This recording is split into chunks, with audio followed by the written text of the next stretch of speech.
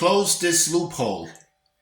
Anyone who watched the video of two police officers being beaten by a group of individuals in Midtown on January 27 could easily conclude that those involved in the attack intended not only to stop the cops from discharging their duties, but also to harm them. The state's penal code classifies such a crime as an aggravated assault of a police officer, considered a Class B felony and punishable by a minimum 5-year prison sentence upon conviction. Sentences could be much longer depending on other circumstances. One would think that any individual caught on camera committing such a heinous crime, heinous attack on officers like the January 27 assault would not be back on the streets rather quickly, or would at least have to pay a significant bail for their freedom. However, 5 of the suspects arrested in the case were released on their own recognizances upon arraignment. It doesn't make sense, and it's left NYPD brass entrusted to protect both the public and their fellow officers rightly infuriated. They should be sitting in Rikers right now.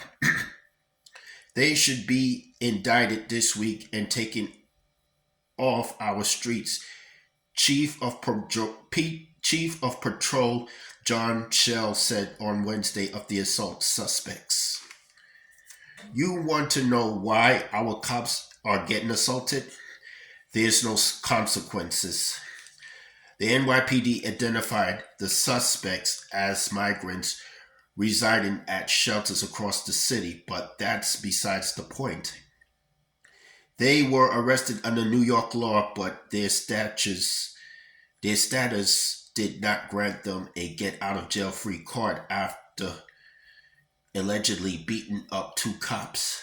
Some again go back to the bail reform laws enacted in 2020 and repeatedly amended since then for being too lax upon arresting suspects.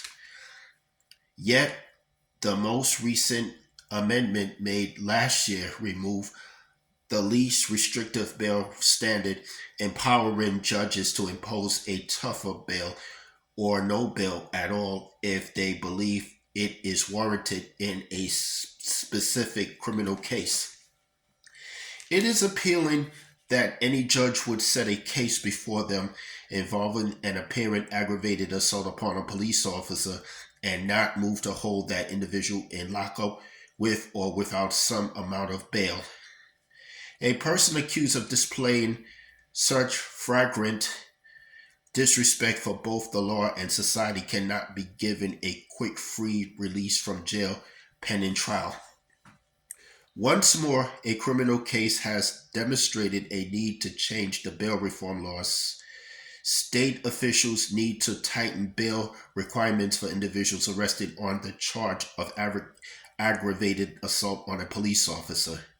We must protect our civil rights, and we must protect the well-being of police officers entrusted to uphold them. Though this loophole must be closed before another cop is beaten or worse. That's all I have to say for this video.